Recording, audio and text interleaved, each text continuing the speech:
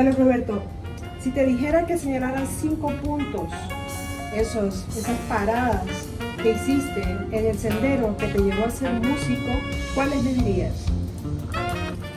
Es interesante tu pregunta porque inicialmente mi respuesta sería ninguna, pero la verdad es que sí. Hay un recorrido muy grande. Para empezar, el primer punto que yo te diría es que nací músico en una familia donde mis padres nos estimulaban a la música. Siempre había muy buena música en mi casa y mi papá tocaba la guitarra, cantaba. Siempre estuve rodeado de música. Mi papá, la abuela de mi papá era negra, garífuna, y la vena musical que nos trae esta etnia increíble que tenemos en nuestro país. Pero también por el lado de mi mamá, músicos profesionales, se llama Rolando San Martín, que es un pianista concertista, graduado del Conservatorio de Guatemala. También por ahí los Donaire, que vienen siendo familiares de mi mamá, y los músicos de apellido Sierra también. Entonces en mi casa siempre había ese ambiente bonito por la música. Ese sería la primera parada. Ese sí, ese era, bueno, el segundo. Recuerdo que a mis 8 o 9 años, en la época de los 80, 90, por ahí, se hizo muy famoso el rap. Y en mi colonia habían algunos muchachos jóvenes que se dedicaban al beatbox, que le llamaban, y al rap. Y ahí cerca de mi bloque habíamos varios amigos que nos gustaba, y en la escuela también. Yo hacía beatbox. El beatbox, para los que no saben, es esto.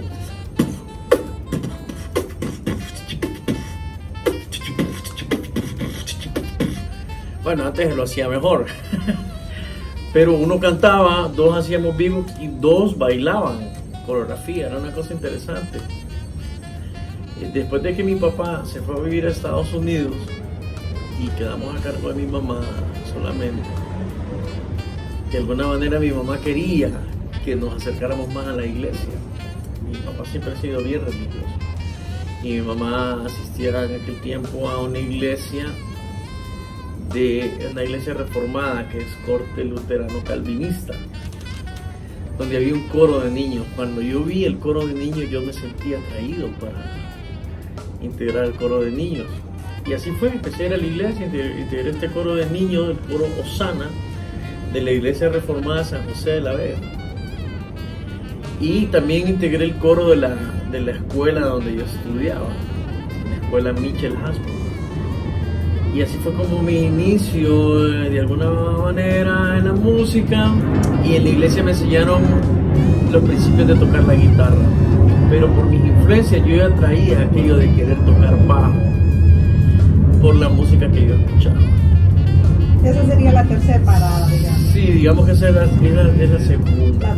La segunda me dice que tenía que ver con el arte callejero o del arte popular, ¿no? Sí, o sea, todo se dio en la misma época. Yo escuchaba música de MC Hammer, Vanilla Ice, Public Enemy, los New Kids on the Block, toda esta música que marcó toda esa época bonita, me motivó para poder, pues, iniciar en la música. Yo recuerdo que en la iglesia el pastor Chepito Arias decía que me quería enseñar a tocar la guitarra. Yo le decía que no, que yo quería aprender a tocar el bajo. Y así fue con el tiempo. Yo me acuerdo cuando integré el grupo musical, me contrataron para, como no sabía tocar, pues me tocaba, pues, mientras aprendía, limpiar los instrumentos. Los misioneros trajeron un bajito negro, que con ese bajito negro fue que yo empecé a tocar las canciones de la iglesia. Posteriormente, pues, llegó otro músico muy preparado y me enseñó las cuestiones básicas del bajo, y empecé a tocar en la iglesia bajo. Después, a los años, cuando estaba sirviendo en la iglesia. Esta era otra iglesia. Esta iglesia Puerta al Cielo, el pastor Zelaya trajo una brigada de norteamericanos. Estuve tocando. Esa iglesia yo servía, todos los servicios los tocaba, toda la semana. Servía bastante, serví 25 años a mi Señor Jesucristo yo tocando el bajo. Y este pastor me dijo a mí, ¿te gustaría aprender a tocar profesionalmente bajo? Yo le dije que sí. Y me consiguió una beca donde estudié en la escuela el CCDMA, que es el Centro de Capacitación y Dinámica Musical en México. Y me fui a estudiar, pasé mi audición y todo, y me fui a estudiar a México. Me enseñaron a tocar bajo, un maestro y el mundo de la música. Cuando yo regresé en el 1999, este es como ya es la cuarta. El cuarto disparador. El cuarto disparador. Ya me encontré con la escena hondureña, que era muy distinto a lo que es México. Aquí había pasado el huracán Michi, estaba en el tema de la reconstrucción nacional.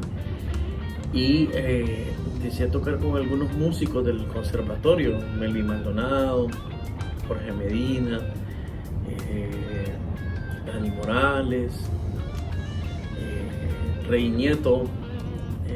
Empezamos a querer tocar jazz. Pero mi gusto por el jazz es desde los 11 años. ¿Verdad? Mi papá viajaba a Estados Unidos y traía CDs o cassettes de VHS con músicos de jazz, y me encantaba la música, me encantaba esa música. Entonces siempre me gustó el disco que traía de Natalie Cole. Y cuando empecé a tocar con estos músicos en el 99-2000, así fuimos como tocando, fuimos como relacionándonos con otros músicos, hasta que conocí un músico llamado Humberto Hernández, ya falleció, saxofonista, le decían el chino.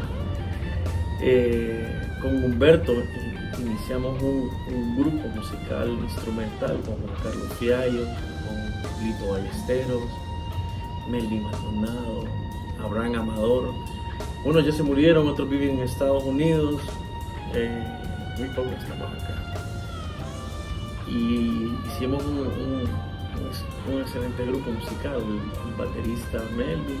Después conocí por medio de Humberto al maestro Camilo Corea, y coincidimos en tocar jazz en uno de los hoteles de aquí de la ciudad, para amenizar en el lobby, en los bares de ese hotel, y conocí al maestro Corea. El maestro Corea puedo considerar que es uno de mis maestros, que fue el que de verdad me dijo, mira, este es el jazz, esto es armonía. Y también a la música garífuna. En aquel momento yo no sabía qué era la música garífuna, aunque era hondureño, era músico, todavía no tenía la experiencia de tocar esta música. Hasta que vino el grupo de Camilo Corea, que estaba fusionando en aquel tiempo, de los pioneros que empezó a fusionar la garífuna con la música garífuna con el jazz. Y por medio de Camilo Corea conocí a otros músicos, entre ellos Guillermo Anderson, que en 2004 me invita a participar en su grupo. Y así entonces empecé a tocar en la escena musical, a hacer ciertas grabaciones y contribuciones para algunos artistas nacionales e internacionales. Y bueno, aquí estoy. Entonces prácticamente esos cinco pasos o espacios que te han construido como músico tienen que ver con, bueno, la herencia, el ambiente familiar, el arte popular o la educación no formal, ¿verdad? O informal más bien, que funciona en espacios sociales, comunitarios. También tiene que ver con el espacio religioso, ¿verdad? La educación formal ya cuando estuviste en México, y la interacción con otros músicos que te ha ayudado a crecer y a conformarte como tal, como otro músico, ¿verdad? Muy importante en tu género. Ahora bien, pero ¿por qué decidiste ser músico y por qué no médico? ¿Por qué no un profesor u otra profesión? ¿Por qué músico? Bueno, nací, en mi caso nací músico, nací. Y De hecho, cuando vine de México, terminé de perito mercantil, ¿verdad? Y también empecé a trabajar en algunos bancos y a llevar la música de lado con otra profesión. Tengo una licenciatura en contaduría en una universidad en Estados Unidos y trabajé 16 años en bancos y en cadenas de supermercados muy importantes aquí en el país.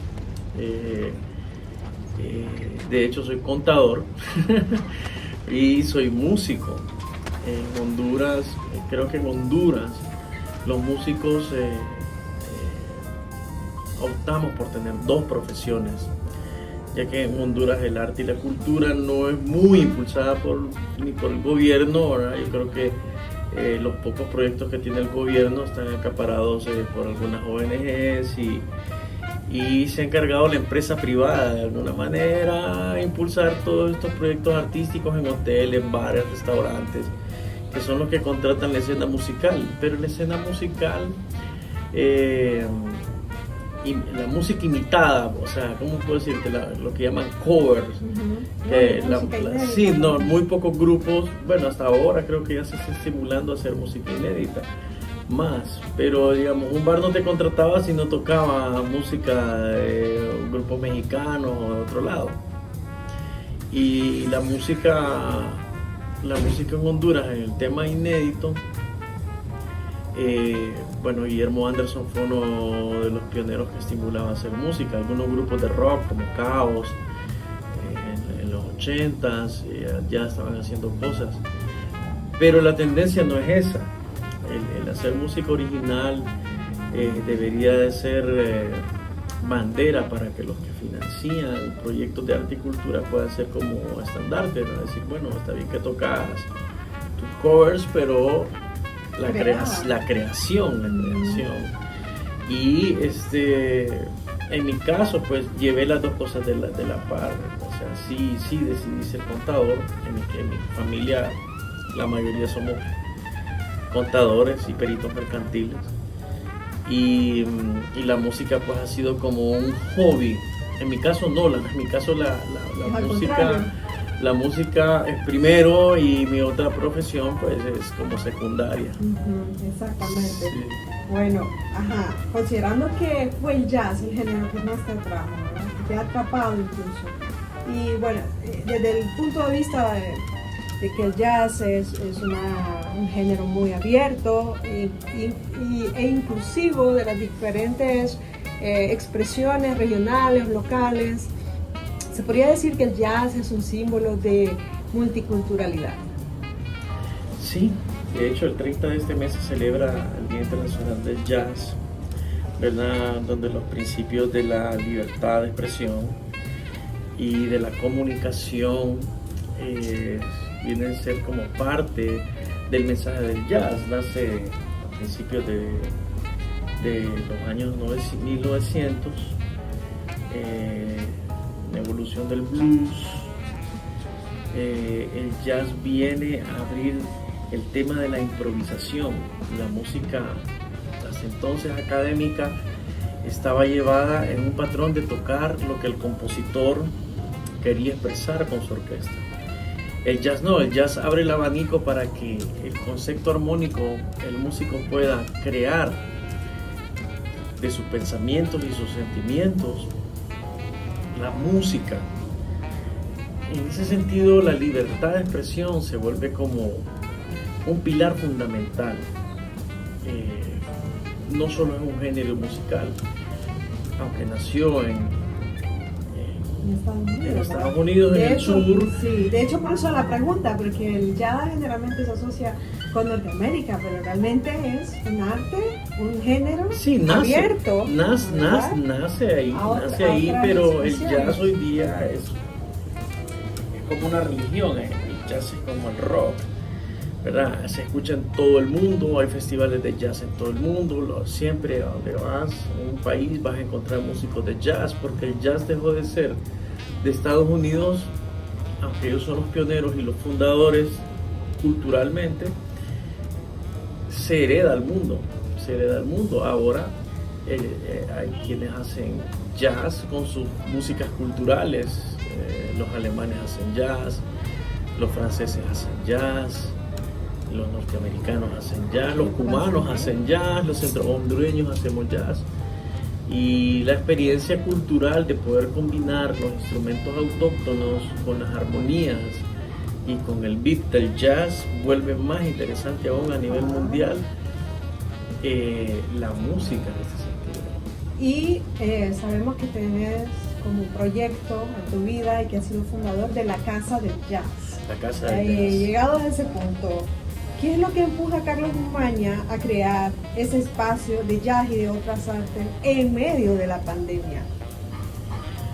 Bueno, empezamos en octubre, el 10 de octubre de 2018, la Casa del Jazz. Éramos dos músicos apasionados por crear los pocos espacios donde puedes hacer jazz en Tegucigalpa. Son muy contados los lugares, entonces no teníamos una apertura donde poder desarrollar nuestro arte. Estábamos en esos años creando música propia y decidimos. Yo en aquel tiempo estaba rentado un cuarto y el otro músico, José Velázquez, que en paz descanse, también alquilaba un cuarto. Entonces tuvimos la idea de rentar una casa, vivir arriba de la casa, al estilo chino, ¿verdad? Al estilo árabe, ¿no? Abajo tener una salita de conciertos donde vendíamos cerveza, poderlo hacer rentable y poder pagar en aquel tiempo, decíamos nosotros, la casa, y poder estar tranquilos. Y así nace la Casa del Jazz. Después vienen otras prioridades, como la gente ya no pedía solo cerveza, querían vino, querían comida, y fue evolucionando a lo que es hoy. Pero la motivación número uno fue tener un lugar de resiliencia donde poder tocar, donde los músicos puedan llegar a tocar este género. Y segundo, que la gente tuviera un lugar donde pueda encontrar música de alta calidad en esta ciudad de Tegucigalpa. Se podría decir que la Casa del Jazz es como ese sitio donde pasas la tormenta, ¿verdad? Donde pasas la tormenta. Paz, donde puedes recuperar tu alegría, levantar tus defensas. Y entonces, considerando toda esa trayectoria, todo ese sentido de ser músico, esa experiencia que tenés, esa pasión por el jazz y la pasión social que tenés al crear un espacio de resiliencia en medio de la pandemia, ¿qué desea legar Carlos Umaña al mundo? Ay, qué pregunta, qué difícil. Quisiera legar tantas cosas que se quisieran hacer. De repente no solo yo ando en esta tarea de legar, ¿verdad? Hay muchos que ya han iniciado sus legados y quizás uno se suma a esos legados. Pero una de las cosas que me apasionan es que nuestra sociedad de Tegucigalpa podamos tener lugares como la Casa del Jazz que nos lleva a la reflexión de la humanidad, de lo que hacemos, de quiénes somos, qué vamos a hacer para forjar un mejor país, legar música que a la gente le toque el corazón, a quienes hacen música para ser vistos y reconocidos como los grandes y más virtuosos. Y no está mal la motivación, no quiero que se me malentienda que lo estoy señalando, pero pienso que hay que crear música bonita para que la gente se sienta bien. De repente hemos llegado a la conclusión algunos músicos de que cuando vamos a tocar, no tocamos para nosotros, tocamos para la gente. Pero en la medida que tocas la música que te gusta, seguramente con el amor y la pasión con la que lo haces, puedas tocar la vida de una persona. Que alguien que estaba pensando en suicidarse, escuchó tu música y ya no piensa más en suicidarse, sino reflexiona y dice, pero ¿qué estoy pensando ahora? tengo tantas cosas a mi favor que un muchacho al escuchar la música pueda pensar, voy a estudiar un instrumento musical en vez de andar en la calle. Yo he sido tan celoso de este programa de música con privados de libertad, ¿verdad? Que el privado de libertad pueda entender que no es con la violencia con la que se puede luchar en la vida, sino que hay otras maneras como el arte, como la música, donde uno puede tener toda la libertad de expresarse sin ser violento. Vivimos una sociedad llena de violencia, muertos por aquí, muertos por allá. Miramos las calles llenas de militares y policías, pero no vemos en una parada de buses un violinista tocar. Los jóvenes no tienen acceso directo social al arte y la cultura.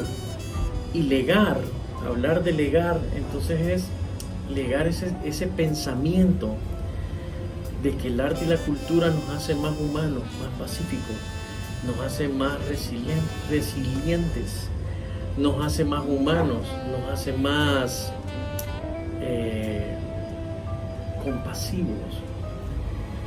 Y si todas las personas tenemos acceso a estos beneficios, seguramente vamos a tener una sociedad más justa, más honesta, más, ¿cómo se llama? Cuando dan víveres y eso, ¿cómo se le dice? Asistencialismo. Sí, no, pero se le dice más humanitario. Humanitario, más comprensivo, una sociedad más comprensiva, donde el político que llega no solo está pensando en agenciarse para su beneficio propio bienes, sino que él que llega ahí por medio del antecedente de que tuvo acceso a arte y cultura, lo hizo más pensante para hacer la labor que tiene que hacer si es un cargo público. O sea, estamos pensando que hemos visto estos últimos años por casos de corrupción terribles y de alguna manera la gente está angustiada, la gente está enojada y no tenemos líderes políticos creíbles en los que podamos confiar. ¿Por qué? Porque hemos carecido de todos estos beneficios que nos da la música y el arte de alta calidad. No hemos tenido acceso a ello. Legar, ¿qué voy a legar? Puede ser legar un principio por medio del arte y la cultura para que la gente pueda tener una mejor vida.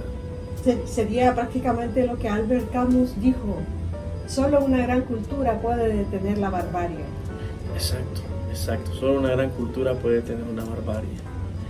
Entonces, quiero agradecer a todas las personas que están viendo esta nota y motivarlos, invitarlos a la casa del Jazz HN para que puedan disfrutar de música de alta calidad, conciertos y teatro. Tenemos también artes visuales, tenemos riquísima gastronomía donde se puede pasar bien y sobre todo todas las medidas de bioseguridad para que puedan estar confiados en el momento que lleguen a la casa del jazz. Invitarlos a escuchar el disco Dreams Garden, que es mi primer producción discográfica que fue lanzada en enero. Y aquí en el @ la casa del Jazz HN en nuestras redes sociales puedes escuchar nuestra entrevista y nuestro lanzamiento mundial de este disco desde la Radio del Vaticano. ¿Verdad? Quiero enviar un saludo cordial a todos ustedes, los quiero mucho, les mando un gran abrazo. Muchas gracias, Carlos. Gracias.